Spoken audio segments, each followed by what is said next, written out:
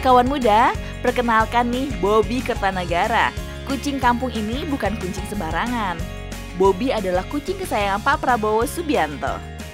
Coba kawan muda lihat bagaimana sayang Pak Prabowo ke Bobby.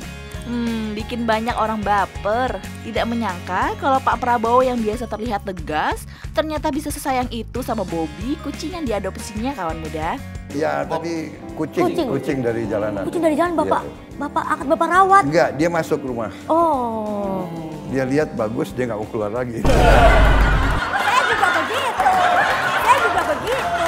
Tingkah Bobby memang menggemaskan ya kawan muda. Meski kata Pak Prabowo, Bobby suka nakal. Bobby suka mengencingi sepatu tamu-tamu yang datang ke rumah Kartanegara. Tapi meski suka nakal dan iseng, Pak Prabowo tetap sayang sama Bobby. Bahkan Bobby sering ikut pertemuan bersama Pak Prabowo. Karena tingkahnya yang bikin gemes, Bobby sempat viral loh kawan muda. Bukan cuma Bobby kucing Pak Prabowo. Beberapa waktu lalu, Pak Prabowo memperkenalkan 3 kucing yang baru diadopsi sebagai adik Bobby. Ketiga kucing ini bernama Mika, Niki, dan Miko. Pak Prabowo memang penyayang binatang kawan muda. Tidak heran kalau beliau sampai menjenguk Nabila Febrianti, seorang anak yang kehilangan kakinya karena menyelamatkan kucing kesayangannya. Aksi simpatik Pak Prabowo ini membuat cat lover Indonesia meleleh dan sangat mendukung Pak Prabowo menjadi presiden.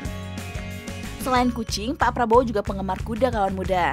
Kuda-kuda Pak Prabowo dirawat di rumah Pak Prabowo di Hambalang, Sentul, Jawa Barat. Lihat nih kawan muda, gagah sekali ya Pak Prabowo di atas kuda.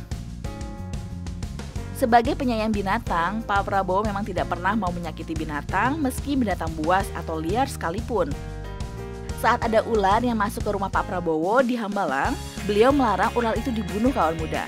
Ular yang ditangkap dalam rumah diminta dilepaskan di luar rumahnya. Ajaib, sejak itu tidak ada lagi ular yang masuk rumah. Padahal sekeliling rumah adalah hutan kawan muda. Nah kawan muda, kalau ke hewan saja Pak Prabowo bisa sesayang dan seperhatian itu, bagaimana nanti ke kita, rakyat Indonesia?